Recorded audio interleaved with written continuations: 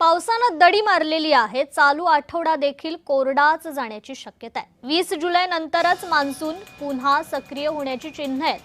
हवामान विभागाच्या अंदाजानं आता चिंता व्यक्त होऊ लागली आहे। कमकुवत मान्सूनमुळे शेतकरी चिंतेत सापडलाय। यंदा हवामानातील बदलामुळे पेरणीचा हंगाम ऑगस्टच्या मध्यापर्यंत वाढण्याची शक्यता वर्तवली जाते। ही शेतीसाठी मात्र चिंताजनक बाब आहे। हवामान तज्ञांच्या मते 20 जुलैपर्यंत देशातील बहुतांश भागात मान्सूनचा वेग मंदावण्याची शक्यता आहे। मात्र त्यानंतर बंगालच्या उपसागरात नव्या हवामान प्रणालीची निर्मिती होण्याची शक्यता आहे। त्यामुळे मान्सून पुन्हा सक्रिय होऊ शकतो।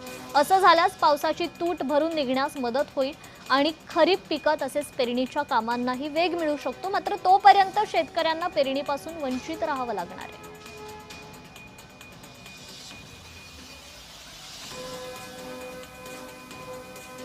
पावसानं या ठिकाणी दडी मारलेली आहे। शेतकऱ्यांच्या चिंतेत त्यामुळे एकूणच वाढ होण्याची शक्यता आहे। चालू आठवडा देखील असाच सुका जाण्याची शक्यता आहे।